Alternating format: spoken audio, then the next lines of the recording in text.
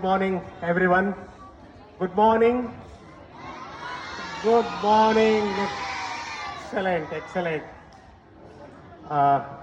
ಶ್ರೀಯುತ ಸಂಜಯ್ ಅವರೇ, captain Gerard ಅವರೇ, ಮೇಡಮ್ ರಶ್ಮಿ ಅವರೇ, ಪ್ರಿನ್ಸಿಪಾಲ್ರಾದ ಶ್ರೀಯುತ ರವಿಶಂಕರ್ ಅವರೇ, ಮತ್ತು ಆತ್ಮೀಯ ಪೇರೆಂಟ್ಸ್ ಅಂದರೆ ಮಕ್ಕಳ ಪಾಲಕರು, ಪೋಷಕರು ಮತ್ತು ಇಂದಿನ ಅತ್ಯಂತ ಪ್ರಮುಖ ಆಕರ್ಷಣೆಯಾದ ಪ್ರೀತಿಯ ಮಕ್ಕಳೇ, ನಿಮ್ಮೆಲ್ಲರಿಗೂ 78ನೇ ಸ್ವಾತಂತ್ರ್ಯೋತ್ಸವ ಸಮಾರಂಭದ ಹಾರ್ದಿಕ ಶುಭಾಶಯಗಳು. ಮೊದಲಿಗೆ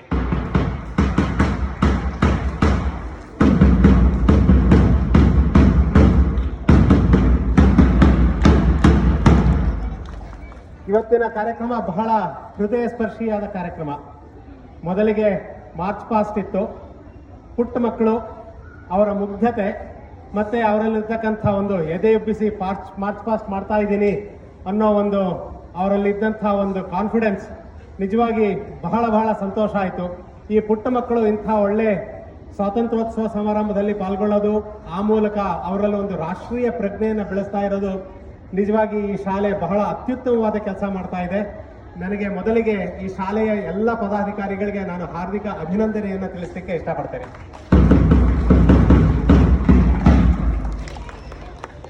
ಫ್ಲಾಗ್ ಹಾಯಿಸ್ಟಿಂಗ್ ಅಂತಂದ್ರೆ ನಮ್ಮ ರಾಷ್ಟ್ರೀಯ ಧ್ವಜವನ್ನ ಮೇಲೇರಿಸಿ ರಾಷ್ಟ್ರೀಯ ಧ್ವಜವನ್ನ ಇವತ್ತು ಅನ್ಫರ್ಲಿಂಗ್ ಮಾಡಿದ್ದೀವಿ. ಅಂದ್ರೆ 1947 ಆಗಸ್ಟ್ 15ರಂದು ನಮ್ಮ ದೇಶ ಸ್ವಾತಂತ್ರ್ಯ ಆದಾಗ ಬ್ರಿಟಿಷರ ಕೈಯಿಂದ ನಾವು ನಮ್ಮ ಸ್ವತಂತ್ರ ಭಾರತದ ಪ್ರಜೆಗಳಾಗಿ ನಾವು ನಮ್ಮ ಒಂದು ಭಾರತ ದೇಶ ನಮ್ಮದು ಅನ್ನೋ ಒಂದು ಕಲ್ಪನೆ ಬಂದಾಗ ನಮ್ಮದೇ ಒಂದು ಸಂವಿಧಾನವನ್ನು ನಾವು ಅಳವಡಿಸಿಕೊಂಡು ಸ್ವತಂತ್ರ ಪ್ರಜೆಗಳಾಗಿ ನಾವು ಬಾಳಲಿಕ್ಕೆ ಆರಂಭಿಸಿದ್ದು 1947 ಆಗಸ್ಟ್ 15ರಂದು. ಆ ನಂತರ ಈ ಒಂದು ಕಾರ್ಯಕ್ರಮವನ್ನು ನಾವು ಪ್ರತಿ ವರ್ಷ ರಿಜುವಿನೇಟ್ ಮಾಡ್ತೀವಿ, ಸ್ವಾತಂತ್ರ್ಯೋತ್ಸವವನ್ನು ಆಚರಿಸ್ತೀವಿ. ಯಾಕೆ ಅಂತಂದ್ರೆ ನಮ್ಮಲ್ಲಿ ಆ ರಾಷ್ಟ್ರೀಯ ಪ್ರಜ್ಞೆ ಬೆಳಿಬೇಕು ಅನ್ನೋ ಒಂದು ಉದ್ದೇಶಕ್ಕೋಸ್ಕರ ನಾವಿವತ್ತು ಧ್ವಜನ ಅನಾವರಣ ಮಾಡಿದ್ವಿ. ಇವತ್ತು ನಮ್ಮ ಶಾಲೆ ಆವರಣದಲ್ಲಿ ಧ್ವಜನ ನಾವು ಅನಾವರಣ ಮಾಡಿದ್ದೀವಿ. ಇದೇ ರೀತಿ ಚಂದ್ರನ ಮೇಲ್ಮೆಯಲ್ಲೂ ಕೂಡ ನಾವು ನಮ್ಮ ರಾಷ್ಟ್ರೀಯ ಧ್ವಜವನ್ನು ಅನಾವರಣ ಮಾಡಿದ್ದೀವಿ. ಯಾರಿಗಾದ್ರೂ ಗೊತ್ತಾ ಯಾವುದರ ಮೂಲಕ ಅಂತ?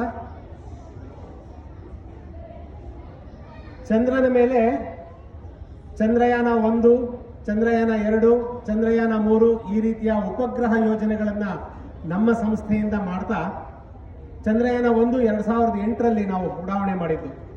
ಚಂದ್ರಯಾನ 1ರಲ್ಲಿ ಮೂನ್ ಇಂಪ್ಯಾಕ್ಟ್ ಪ್ರೋಬ್ ಅಂತ ಒಂದು ಸಣ್ಣ ಒಂದು ಇನ್ಸ್ಟ್ರೂಮೆಂಟ್ ಇತ್ತು. ಚಂದ್ರನ ಹತ್ರ ಹೋದಾಗ ಚಂದ್ರಯಾನ ನೌಕೆ ಆ ಮೂನ್ ಇಂಪ್ಯಾಕ್ಟ್ ಪ್ರೋಬ್ ಅನ್ನೋದು ಆ ಒಂದು ನೌಕೆಯಿಂದ ಬೇರ್ಪಟ್ಟು ಚಂದ್ರನ ಮೇಲೆ ಹೋಗಿ ರಭಸವಾಗಿ ಅಲ್ಲಿಂದ ಕೆಳಗಿಳಿತು. ಆ ಒಂದು ಮೂನ್ ಇಂಪ್ಯಾಕ್ಟ್ ಪ್ರೋಬ್ ಮೇಲೆ ಭಾರತದ ಒಂದು ಬಾವುಟದ ಒಂದು ಚಿಹ್ನೆಯನ್ನ ಮೂನ್ ಇಂಪ್ಯಾಕ್ಟ್ ಪ್ರೋಬ್ ಮೇಲೆ ನಾವು ಅಳವಡಿಸಿದ್ವಿ. ಸೊ ಅವತ್ತಿನ ದಿವಸ ಮಾರನೇ ದಿವಸ ನ್ಯೂಸ್ ಪೇಪರಲ್ಲಿ ಕಾರ್ಟೂನ್ ಬರೆದಾಗ ಚಂದ್ರನ ಮೇಲೆ ಒಂದು ಧ್ವಜ ಇಟ್ಬಿಟ್ಟು ನಮ್ಮ ಭಾರತದ ಧ್ವಜ ಚಂದ್ರನ ಮೇಲೆ ಇಳಿದಿದೆ ಅಂತ ನ್ಯೂಸ್ ಪೇಪರ್ನಲ್ಲೆಲ್ಲ ಬಂದಿತ್ತು. 2008ರಲ್ಲಿ ಚಂದ್ರಯಾನ 1 ಯೋಜನೆಯಲ್ಲಿ ನಾವು ಈ ರೀತಿ ಚಂದ್ರನ ಮೇಲೆ ಭಾರತದ ಧ್ವಜವನ್ನು ಇಟ್ಟೆವು. 2019ರಲ್ಲಿ ಚಂದ್ರಯಾನ 2 ಪ್ರೋಗ್ರಾಮ್ನಲ್ಲಿ, ಚಂದ್ರಯಾನ 2 ನಿಮಗೆ ಗೊತ್ತಿರಬಹುದು, ಭೂಮಿಯಿಂದ ಚಂದ್ರ 3,86,000 ಕಿಲೋಮೀಟರ್ ದೂರದಲ್ಲಿದ್ದಾನೆ.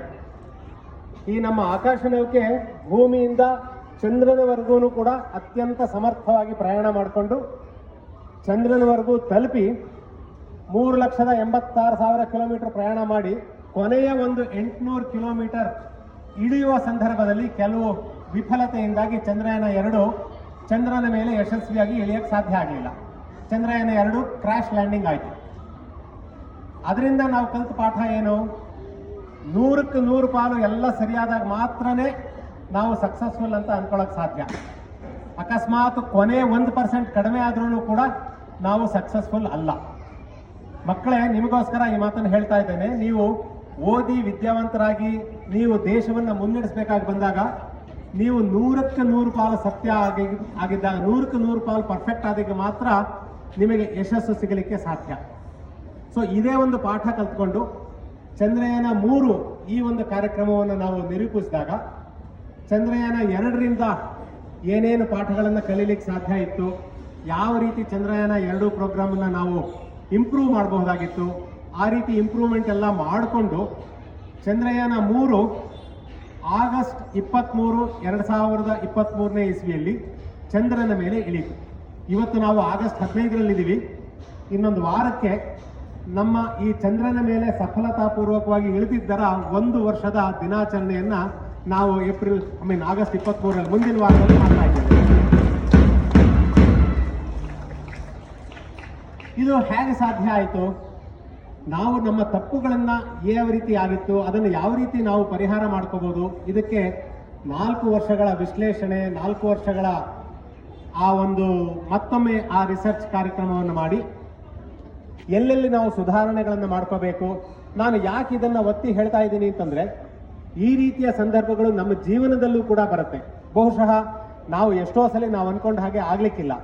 ನಾವು ಫಸ್ಟ್ ರ್ಯಾಂಕ್ ಬರಬೇಕು ಅಂತ ಅನ್ಕೊಂಡಿದ್ದು ಬಹುಶಃ ಆಗ್ಲಿಕ್ಕಿಲ್ಲ, ಅಥವಾ ಒಳ್ಳೆ ಮಾರ್ಕ್ಸ್ ತೆಗೆದು ಪಾಸ್ ಆಗಬೇಕು ಅಂತಂದ್ರೆ ಆಗ್ಲಿಕ್ಕಿಲ್ಲ. ಹಾಗಂತನ್ಬಿಟ್ಟು ನಾವು ಸುಮ್ಮನೆನೂ ಇರೋ ಹಾಗಿಲ್ಲ. ನಾವು ಎಲ್ಲಿ ಅದನ್ನ ನಾವು ಇಂಪ್ರೂವ್ ಮಾಡ್ಕೋಬಹುದು ನಮ್ಮನ್ನ ಅಂತ ತಿಳ್ಕೊಂಡು ಆ ರೀತಿ ನಿಜವಾಗಿ ಶುದ್ಧ ಮನಸ್ಸಿನಿಂದ ಸರಿಯಾಗಿ ನಾವು ಆ ರೀತಿ ಕಾರ್ಯ ಮಾಡಿದ್ರೆ ಖಂಡಿತವಾಗೂ ನಮಗೆ ಯಶಸ್ಸು ಸಿಗುತ್ತೆ. ಇದಕ್ಕೆ ಉದಾಹರಣೆ ಚಂದ್ರಯಾನ 3 ಕಾರ್ಯಕ್ರಮ. ಅವತ್ತಿನ ದಿನ 11 ನಿಮಿಷಗಳು ಚಂದ್ರನ ಹತ್ತಿರದಿಂದ ಚಂದ್ರನ ಮೇಲೆ ಇಳಿಬೇಕು ನಮ್ಮ ಆಕಾಶ ನೌಕೆ ಲ್ಯಾಂಡರ್. ಆ ಲ್ಯಾಂಡರ್ ಹೆಸರು ವಿಕ್ರಮ್ ಅಂತ ಲ್ಯಾಂಡರ್ ಹೆಸರು. ಅದು ಸುಮಾರು 6000 ಕಿಲೋಮೀಟರ್ ಪರ್ ಅವರ್ ಆ ಸ್ಪೀಡಲ್ಲಿ ಹೋಗ್ತಾ ಇದ್ದಂತಹ ನೌಕೆ. 6000 ಯಾಕೆ ಹೇಳಿದೆ ಅಂತಂದ್ರೆ, ಇವತ್ತಿನ ಒಂದು ಫೈಟರ್ ಏರ್ಕ್ರಾಫ್ಟ್ ಸುಖೋಯ್ ಏರ್ಕ್ರಾಫ್ಟ್ ಅನ್ನೋದು ಸುಮಾರು 2000 ಕಿಲೋಮೀಟರ್ ಪರ್ ಅವರ್ ಸ್ಪೀಡಲ್ಲಿ ಹೋಗುತ್ತೆ. ಅದರ 3ರಷ್ಟು ಸ್ಪೀಡಲ್ಲಿ, ಅಷ್ಟು ಸ್ಪೀಡಲ್ಲಿ ಹೋಗ್ತಾ ಇದ್ದಂತಹ ಒಂದು ಚಂದ್ರಯಾನ 3 ನೌಕೆಯನ್ನ ಸುಮಾರು ಅದರ ಲ್ಯಾಂಡಿಂಗ್ ಸೈಟ್ ಇಂದ ಸುಮಾರು 750 ಕಿಲೋಮೀಟರ್ ದೂರದಲ್ಲಿ ಇದ್ದಂತಹ ಸಂದರ್ಭದಲ್ಲಿ ಸುಮಾರು 11 ನಿಮಿಷಗಳ ಕಾರ್ಯಾಚರಣೆ ಮಾಡೋದ್ರಿಂದ ಅದರ ಸ್ಪೀಡನ್ನ 6000 ಕಿಲೋಮೀಟರ್ ಪರ್ ಅವರ್ ಇಂದ 1 ಮೀಟರ್ ಪರ್ ಸೆಕೆಂಡ್ ಆ ಸ್ಪೀಡಿಗೆ ಅದನ್ನ ಇಳಿಸಿ ಸಫಲತಾಪೂರ್ವಕವಾಗಿ ನಾವು ಚಂದ್ರನ ಮೇಲೆ ಲ್ಯಾಂಡ್ ಮಾಡಕ್ ಸಾಧ್ಯ ಆಯ್ತು. ನಿಮ್ಮಲ್ಲಿ ಯಾರಾದ್ರೂ ಅವತ್ತಿನ ದಿವಸ ಟಿವಿ ನೋಡಿದ್ದೀರಾ? ಚಂದ್ರಯಾನ್ 3 ಲ್ಯಾಂಡಿಂಗ್ ನೋಡಿದ್ದೀರಾ? ಕೈ ಎತ್ತಿ. ತುಂಬಾ ಜನ ನೋಡಿದ್ದೀರಾ. ಸೊ ಅದರಿಂದ ಇನ್ಸ್ಪೈರ್ ಆಗಿ ನಾವು ಇನ್ನೂ ಹೆಚ್ಚು ಹೆಚ್ಚು ನಮ್ಮ ಕೆಲಸ ಕಾರ್ಯಗಳನ್ನೆಲ್ಲ ಇನ್ನೂ ಶ್ರದ್ಧೆಯಿಂದ ಮಾಡಿ ನಾವು ಇನ್ನೂ ನಮ್ಮ ವೈಯಕ್ತಿಕ ಕ್ಷೇತ್ರಗಳಲ್ಲಿ ನಾವು ಮೇಲೆ ಬರ್ಬೋದು, ಚೆನ್ನಾಗಿ ಓದಿ ಒಳ್ಳೆ ವಿದ್ಯಾವಂತರಾಗ್ಬೋದು ಅಂತ ನಿಮಗೆ ಅನ್ಸಿದ್ರೆ ಈ ಎಲ್ಲ ಕಾರ್ಯಕ್ರಮ ಯೋಜನೆ ಮಾಡಿದ್ದು ನಿಜವಾಗಿ ಅರ್ಥಪೂರ್ಣ, ನಿಜವಾಗಿ ಅದು ಸಫಲ. ಇದು ನನ್ನ ಅನುಭವ. ಸೊ ಇದರಿಂದ ನಾವು ಏನು ಕಲ್ತ್ಕೋಬಹುದು? ಯಾವುದೇ ವಿಚಾರ ಮಾಡುವಾಗ್ಲೂ ಕೂಡ ನಾವು ಅದನ್ನ ಪ್ರಾಯೋಗಿಕವಾಗಿ ಮಾಡೋದಕ್ಕೆ ಸಾಧ್ಯನಾ? ಇವಾಗ ನಿಮ್ಮ ಕರಿಕ್ಯುಲಮ್ನಲ್ಲಿ ಏನೋ ಒಂದು ಫಿಸಿಕ್ಸ್ ಓದ್ತೀರಿ, ಅಥವಾ ಮ್ಯಾಥಮೆಟಿಕ್ಸ್ ಮಾಡ್ತೀರಿ, ಸೈನ್ಸ್ ಓದ್ತೀರಿ, ಸೋಷಿಯಲ್ ಸ್ಟಡೀಸ್ ಓದ್ತೀರಿ. ಇವುಗಳನ್ನೆಲ್ಲದನ್ನು ಸೈನ್ಸ್ನ ಯಾವುದೋ ಒಂದು ಕಾನ್ಸೆಪ್ಟನ್ನು ಒಂದು ಪ್ರಯೋಗ ಮಾಡೋದ್ರ ಮುಖಾಂತರ ನಿಮಗೆ ನೋಡೋಕೆ ಸಾಧ್ಯವಾ? ಆ ಪ್ರಯೋಗ ಮಾಡೋದ್ರಿಂದ ನಿಮಗೆ ಆ ವಿಚಾರಗಳು ಮನಸ್ಸಿನಲ್ಲಿ ಇನ್ನೂ ಹೆಚ್ಚು ಹೆಚ್ಚಾಗಿ ನಿಮ್ಮ ಮನಸ್ಸಿನಲ್ಲಿ ಉಳ್ಕೊಳ್ಳುತ್ತೆ. ಸೊ ಹಾಗಾಗಿ ಪ್ರಯೋಗಗಳನ್ನು ಮಾಡೋದು ವಿದ್ಯಾರ್ಥಿ ಜೀವನದಲ್ಲಿ ಬಹಳಷ್ಟು ಮುಖ್ಯವಾದದ್ದು. ಅದೇ ರೀತಿ ಒಗ್ಗಟ್ಟಿನಿಂದ ಕೆಲಸ ಮಾಡೋದು. A team always works. Chandrayaan 3ರ ತಂಡದಲ್ಲಿ ಇದ್ದಿದ್ದು ಸುಮಾರು 100 ಜನ ಟೆಕ್ನಿಷಿಯನ್ಸು, 100 ಜನ ಇಂಜಿನಿಯರ್ಸು, 100 ಜನ ಅದಕ್ಕೆ ಸಂಬಂಧಪಟ್ಟವರು ಅದೆಲ್ಲ ಕೆಲಸ ಮಾಡಿ ಒಂದು ಟೀಮ್ ತರ ಕೆಲಸ ಮಾಡಿದಾಗ ನಿಜವಾಗಿ ಅದರ ಫಲ ಬಹಳಷ್ಟು ಸಫಲವಾಗಿರುತ್ತೆ. ಅದೇ ರೀತಿ ವಿದ್ಯಾರ್ಥಿಗಳಲ್ಲೂ ಕೂಡ ನೀವೊಂದು ಟೀಮ್ ಕಾನ್ಸೆಪ್ಟ್ ಅನ್ನು ಡೆವಲಪ್ ಮಾಡ್ಕೋಬೇಕು. I am A group of persons. ಪ್ರತಿಯೊಬ್ಬ ವಿದ್ಯಾರ್ಥಿಯಲ್ಲೂ ಒಂದೊಂದು ಚೇತನ ಇರುತ್ತೆ. ಆ ಚೇತನವನ್ನ ನಾವು ಒಂದು ಟೀಮ್ ಮುಖಾಂತರ, ಒಂದು ಟೀಮ್ ಎಕ್ಸಲ್ಸ್. ಇವಾಗ ಒಂದು ಖೋಖೋ ಆಡುವಾಗ 8-10 ಜನಗಳ ಒಂದು ಟೀಮು, ಆ ಎಲ್ಲ ತಂಡದವರು ಎಲ್ಲರೂ ಕೂಡ ಅತ್ಯುತ್ತಮವಾಗಿ ಆಡಿದಾಗ ಆ ತಂಡ ಉತ್ತಮವಾದ ತಂಡ ಆಗುತ್ತೆ, ಅದಕ್ಕೆ ಬಹುಮಾನ ಬರುತ್ತೆ. ಹಾಗೆ ಮಕ್ಕಳೇ ನೀವು ಕೂಡ ನೀವೊಂದು ಟೀಮ್ ಸ್ಪಿರಿಟ್ ಅನ್ನ ಡೆವಲಪ್ ಮಾಡ್ಕೋಬೇಕು. ಅದೇ ರೀತಿ ಪ್ರಯೋಗಗಳನ್ನು ಮಾಡೋದನ್ನ ಕಲ್ತ್ಕೋಬೇಕು. ಮತ್ತೆ ಅಧ್ಯಾಪಕ ವೃಂದದವರು ಇಲ್ಲಿದ್ದೀರಿ. ಈ ಮಕ್ಕಳು ನಿಜವಾಗಿ ವಂಡರ್ಫುಲ್ ಬಂಡಲ್ಸ್ ಆಫ್ ಎನರ್ಜಿ. ಅವರಲ್ಲಿ ಇರ್ತಕ್ಕಂಥ ಶಕ್ತಿ ನಿಜವಾಗಿ ಅಪರಿಮಿತ.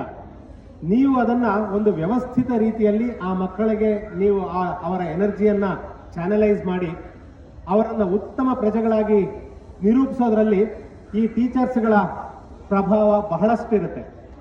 ಒಂದು ಕಡೆ ಗುರುರಾಜ್ ಕರ್ಜಿಗೆ ಅವರು ಹೇಳಿದ್ರು, ಈ ಹೈಸ್ಕೂಲ್ ಓದುವಂತಹ ಮಕ್ಕಳು ಇರ್ತಾರಲ್ಲ, ಅಂದ್ರೆ ಸುಮಾರು ಟೀನೇಜ್ ಅಂತ ಹೇಳ್ತೀವಿ, 14 ವಯಸ್ಸಿಂದ 19 ವಯಸ್ಸಿನವರೆಗೂ, ಅಥವಾ ಒಂದು 8ನೇ ಕ್ಲಾಸಿಂದ 10ನೇ ಕ್ಲಾಸ್ವರೆಗೂ ಓದುವಂತಹ ಮಕ್ಕಳಲ್ಲಿ ಆಗ ನೋಡಿದ್ರೆ ಪ್ರಾಥಮಿಕ ಮಾಧ್ಯಮಿಕ ಎಲ್ಲ ಶಾಲೆಯ ಮಕ್ಕಳಲ್ಲೂ ಕೂಡ ಒಂದು ಅಪರಿಮಿತವಾದ ವಿಶ್ವಾಸ ಇರುತ್ತಂತೆ. ನಾನು ಏನನ್ನಾದರೂ ಸಾಧಿಸಬಲ್ಲೆ ಅನ್ನೋ ಒಂದು ಕಲ್ಪನೆ ಮಕ್ಕಳ ಮನಸ್ಸಿನಲ್ಲಿ ಇರುತ್ತಂತೆ. ಹಾಗೆ ಏನನ್ನಾದರೂ ನಾನು ಸಾಧಿಸಬೇಕು ಅನ್ನೋ ಒಂದು ಕುತೂಹಲ ಕೂಡ ಇರುತ್ತಂತೆ. ಇವುಗಳನ್ನೆಲ್ಲದನ್ನು ಬೆಳೆಸಿ ಪೋಷಿಸಿ ನೀರೆರೆದು ಪೋಷಿಸುವಂಥದ್ದು ಅಧ್ಯಾಪಕರ ಕರ್ತವ್ಯ. ನನಗೆ ಗೊತ್ತಿರೋ ಹಾಗೆ ಈ ಶಾಲೆಯ ಅಧ್ಯಾಪಕರು ಬಹಳಷ್ಟು ಉತ್ತಮವಾದ ಕೆಲಸಗಳನ್ನು ಮಾಡಿದ್ದಾರೆ. ಹೈಲಿ ಕ್ವಾಲಿಫೈಡ್ ಟೀಚಿಂಗ್ ಸ್ಟಾಫ್ ಇಲ್ಲಿರೋದು ಅಂತ ನಾನು ರವಿಶಂಕರ್ ಅವರಿಂದ ಕೇಳಿದ್ದೀನಿ. ಕಳೆದ ಬಾರಿ 100% ರಿಸಲ್ಟ್ ಬಂದಿದೆ ಈ ಶಾಲೆಯಲ್ಲಿ. ನಿಜವಾಗಿ ಬಹಳ ಹೆಮ್ಮೆಯ ವಿಚಾರ.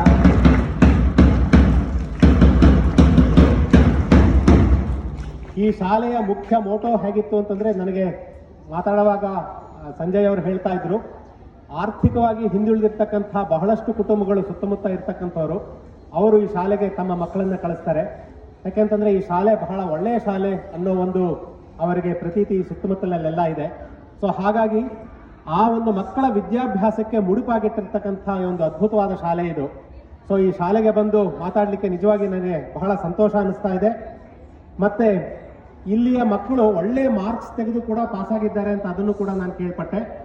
ಒಳ್ಳೊಳ್ಳೆ ಕಾಲೇಜುಗಳು, BMS college, Jain college, national college, ಈ ಕಾಲೇಜುಗಳಿಗೆಲ್ಲ ಸೇರಿರ್ತಕ್ಕಂಥ ಮಕ್ಕಳು, ಇನ್ಫ್ಯಾಕ್ಟ್ ಒಂದಷ್ಟು ಇಲ್ಲಿಂದ ಪಾಸ್ಔಟ್ ಆಗಿರೋ ಮಕ್ಕಳನ್ನ ಅವರು ಕರೆದು ಇಲ್ಲಿಗೆ ಅವರಿಗೆ ಸನ್ಮಾನಿಸಿದ್ರು ಕೂಡ. ಸೊ ಹೀಗೆ ಬಹಳ ಅತ್ಯುತ್ತಮವಾದ ಶಾಲೆ, ಅತ್ಯುತ್ತಮವಾದ ಪೋಷಕ ವರ್ಗ, ಹಾಗೆ ಅತ್ಯುತ್ತಮವಾದ ಟೀಚರ್ಸ್, ಅಧ್ಯಾಪಕ ವರ್ಗ ಕೂಡ ಇರ್ತಕ್ಕಂಥ ಶಾಲೆ ಇದು. ನಿಜವಾಗಿ ಇಲ್ಲಿ ಓದ್ತಾ ಇರೋ ಮಕ್ಕಳು ಅದೃಷ್ಟವಂತರು ಅಂತ ನನ್ನ ಭಾವನೆ. ಇವತ್ತಿನ ಬೆಳಗಿನ ಮಾರ್ಚ್ ಪಾಸ್ಟ್ ನೋಡಿದ್ರೆ ಗೊತ್ತಾಗುತ್ತೆ, ಎಲ್ಲ ಶಿಸ್ತಿನಿಂದ ಅತ್ಯುತ್ತಮವಾಗಿ ಬಂದಂತಹ ಮಕ್ಕಳು.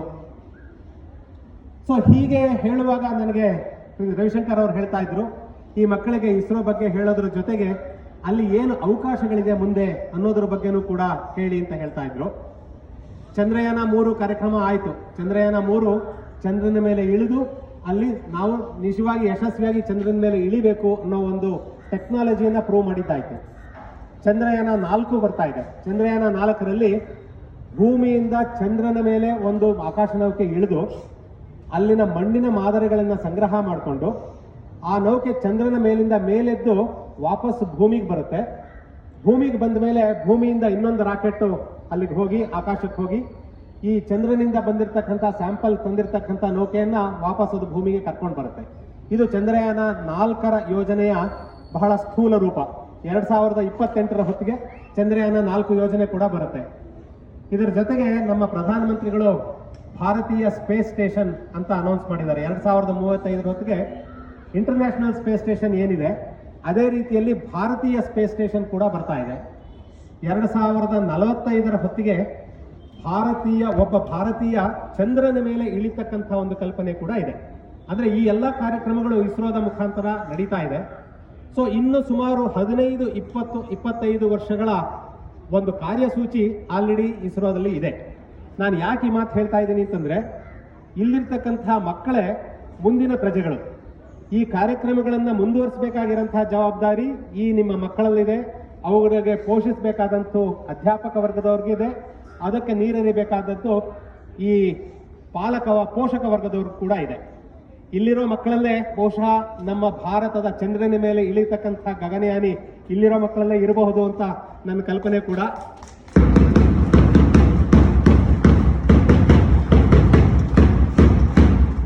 ಅದು ನಿಜ ಆಗಲಿ ಅಂತ ಹಾರೈಸ್ತೀನಿ. ಹಾಗೇನೆ ಮಕ್ಕಳು ಎಲ್ಲ ಒಳ್ಳೆ ಅಧ್ಯಾಪಕ ವರ್ಗದವರು ಇದ್ದಾರೆ.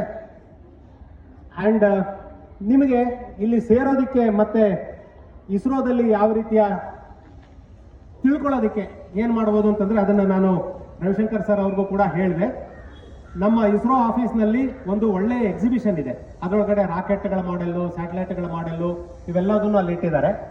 ನಿಮಗೆ ಸ್ಯಾಟಲೈಟ್ ಅಂದ್ರೇನು, ರಾಕೆಟ್ ಅಂದ್ರೇನು ಆ ಥರ ಎಲ್ಲ ತಿಳ್ಕೋಬೇಕು ಅನ್ನೋ ಒಂದು ಆಸಕ್ತಿ ಇದ್ರೆ ಖಂಡಿತವಾಗೂ ನಿಮ್ಗೆ ಆಸಕ್ತಿ ಇರುತ್ತೆ. ಅದಕ್ಕೆ ಇಸ್ರೋದಲ್ಲಿ ಬರೋದಕ್ಕೆ ಕೂಡ ಒಂದು ಅವಕಾಶ ಇರುತ್ತೆ. ಒಂದು 30-40 ಮಕ್ಕಳ ಒಂದು ತಂಡ ಮಾಡಿಕೊಂಡು ಒಂದು ಬಸ್ನಲ್ಲಿ ಬಹುಶಃ ಶಾಲೆಯವರು ಅದನ್ನು ಅರೇಂಜ್ ಮಾಡೋಕ್ಕೆ ಸಾಧ್ಯ ಆದರೆ ಅಲ್ಲಿಗೆ ಪರ್ಮಿಷನ್ ತಗೋಬಹುದು. ನೀವು ಇಸ್ರೋನ ವಿಸಿಟ್ ಮಾಡ್ಬೋದು. ರಾಕೆಟ್ ಅಂದ್ರೆ ಏನು, ಹೇಗಿರುತ್ತೆ, ಸ್ಯಾಟಲೈಟ್ ಅಂದ್ರೆ ಏನು, ಹೇಗಿರುತ್ತೆ, ಅದೆಲ್ಲದ್ರ ಬಗ್ಗೆನೂ ಕೂಡ ನೀವು ತಿಳ್ಕೋಬಹುದು. ಸೊ ಇದಕ್ಕೆಲ್ಲದಕ್ಕೂ ಬಹುಶಃ ಶಾಲೆಯ ಆಡಳಿತ ಮಂಡಳಿಯವರು ಇದಕ್ಕೆಲ್ಲ ಅನುವು ಮಾಡಿಕೊಡ್ಲಿ ಅಂತ ಅಂದ್ಬಿಟ್ಟು ನಾನು ಅವರಲ್ಲಿ ಪ್ರಾರ್ಥಿಸ್ತೀನಿ.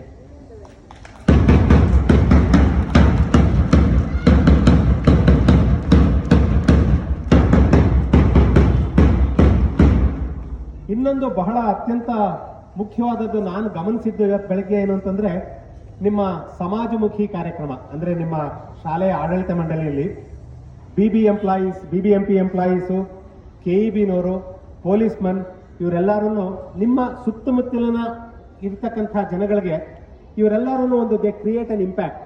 ಇವಾಗ ಒಬ್ಬರು KEBನವರು, ಒಬ್ಬರು ಪೊಲೀಸ್ಮನ್ ಅವರನ್ನೆಲ್ಲರೂ ನಾವು ಗೌರವಿಸಿ ಆಧರಿಸಬೇಕಾದದ್ದು ನಮ್ಮ ಕರ್ತವ್ಯ. ಯಾಕೆಂದ್ರೆ ನಮ್ಮ ದೈನಂದಿನ ಜನಜೀವನವನ್ನ ಅವರು ನಿಜವಾಗಿ ಅತ್ಯುತ್ತಮಗೊಳಿಸ್ತಾರೆ. ಅವರು ಎಲೆಮರೆ ಕಾಯಿ ಹಾಗೆ ಕೆಲಸ ಮಾಡ್ತಿರ್ತಾರೆ. ಈ ಶಾಲೆ ಅವರನ್ನೆಲ್ಲ ಗುರುತಿಸಿ ಅವ್ರಿಗೂ ಒಂದು ಸನ್ಮಾನ ಮಾಡುತ್ತೆ. ನಿಜವಾಗಿ ಅದೊಂದು ಅಭಿನಂದನೀಯ ಕಾರ್ಯಕ್ರಮ. ನಾವು ಶಾಲೆಯ ಪದಾಧಿಕಾರಿಗಳಿಗೆ ನಿಜವಾಗಿ ನನ್ನ ಹೃತ್ಪೂರ್ವಕ ಅಭಿನಂದನೆಗಳನ್ನು ತಿಳಿಸ್ತೇನೆ. ಯಾಕೆಂತಂದ್ರೆ ಇದು ಬಹಳ ನೋಬೆಲ್ ಕಾರ್ಯಕ್ರಮ.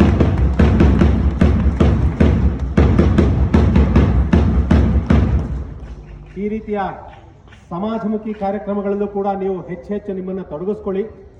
ಯಾಕೆಂತಂದ್ರೆ ನಮ್ಮ ಸುತ್ತಮುತ್ತಲಿನ ಜೀವನದಲ್ಲಿ ನಮ್ಮ ಜೀವನವನ್ನು ಸುಂದರಗೊಳಿಸೋದ್ರಲ್ಲಿ ಈ ಎಲ್ಲ ವ್ಯಕ್ತಿಗಳು ಒಂದೊಂದು ಪಾತ್ರವನ್ನು ನಿರ್ವಹಿಸ್ತಾರೆ.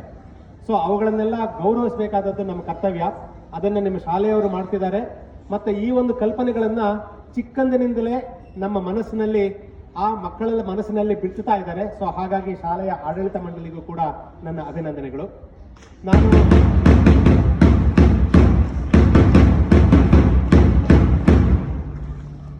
ಒಂದು ಕಡೆಯ ಮಾತು, ಸ್ವರ್ಗ ಅನ್ನೋದು ನಿಜವಾಗಿ ಇದೆಯೋ ಇಲ್ವೋ ಗೊತ್ತಿಲ್ಲ. ಆದ್ರೆ ಇವತ್ತು ಸ್ವರ್ಗ ಅಂತ ಅನ್ನೋದು ಇದ್ರೆ ಬಹುಶಃ ಈ ಶಾಲೆಯ ಕಾಂಪೌಂಡಿನಲ್ಲಿ, ಈ ಶಾಲೆಯ ಮುಗ್ಧ ಮಕ್ಕಳ ಮನಸ್ಸಿನಲ್ಲಿ ಮೂಡಿರ್ತಕ್ಕಂಥ ಒಂದು ರಾಷ್ಟ್ರೀಯ ಪ್ರಜ್ಞೆಯಿಂದಾಗಿ ಬಹುಶಃ ಸ್ವರ್ಗ ಇದೆ ಅಂತ ನನ್ನ ಭಾವನೆ. ನನ್ನನ್ನು ಇಲ್ಲಿ ಕರೆದು ಆಧರಿಸಿ ಇಷ್ಟೊತ್ತು ನಿಮ್ಮೊಂದಿಗೆ ಮಾತಾಡೋದಕ್ಕೆ ಅವಕಾಶ ಮಾಡಿಕೊಟ್ಟಂತಹ ಎಲ್ಲ ಪದಾಧಿಕಾರಿಗಳಿಗೂ ವಂದಿಸ್ತಾ, ಶ್ರೀಯುತ ರವಿಶಂಕರ್ ಅವರಿಗೂ ಕೂಡ ವಂದಿಸ್ತಾ ನನ್ನ ಮಾತುಗಳನ್ನು ಮುಕ್ತಾಯ ಮಾಡ್ತೇನೆ. ಜೈ ಹಿಂದ್.